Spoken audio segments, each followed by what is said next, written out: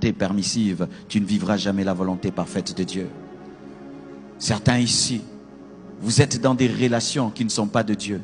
Tu vis dans la même maison qu'un homme qui ne t'a pas épousé.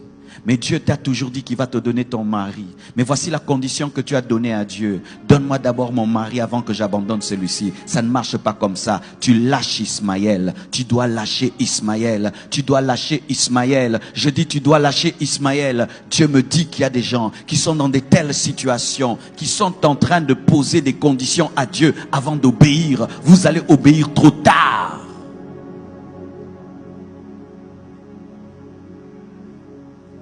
Le Seigneur te dit que les affaires que tu fais, ce sont des mauvaises affaires.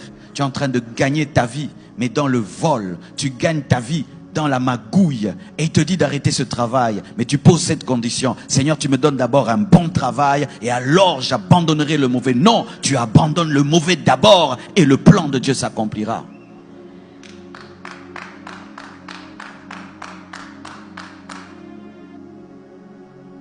Es-tu dans la volonté parfaite de Dieu? La chose que tu as a été engendrée par quoi? Par l'impatience? A été engendrée par la chair? A été engendrée par l'esprit? A été engendrée par toi-même? Tu as forcé les choses. Et voilà que tu as Ismaël entre tes mains. Un enfant problématique. Jusqu'aujourd'hui, Ismaël est un problème pour Abraham. Ismaël a engendré tous ces gens qui bombardent le monde et qui créent des guerres dans le monde entier. Faites très attention. Obéissez à temps. Vous savez, mes frères et sœurs, lorsqu'une maladie est au début, on peut la soigner très tôt. Mais si tu la laisses grandir, tu peux vivre une amputation. Plus tôt tu obéiras à Dieu, plus tôt Dieu te guérira. Et si tu fais 10 ans, 20 ans, 30 ans avec Ismaël, il fera partie de ta vie. Et le jour que Dieu va l'enlever, une partie de toi sortira. C'est lorsque des gens arrivent jusqu'à avoir des enfants avec un mari d'autrui, des enfants qui ont grandi. Et là maintenant, l'Esprit de Dieu te dit de te séparer. Mais vous voyez le déchirement que ça cause. Ce n'est pas seulement que tu te sépares d'un homme, mais il y a des enfants. Pourquoi? Tu as tardé d'enlever Ismaël de ta vie.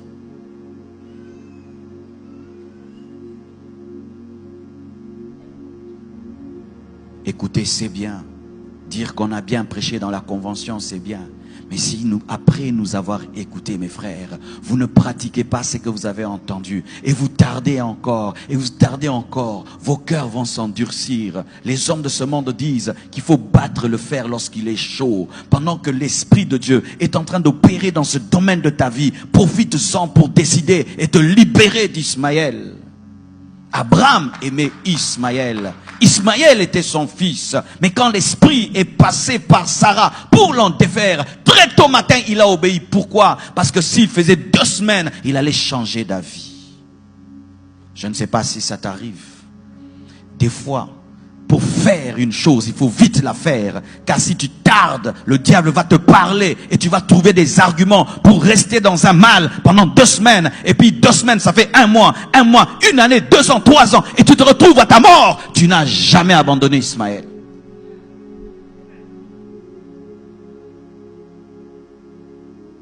Même si tu vas laisser Ismaël dans le désert en pleurant, pleure, mais laisse-le dans le désert.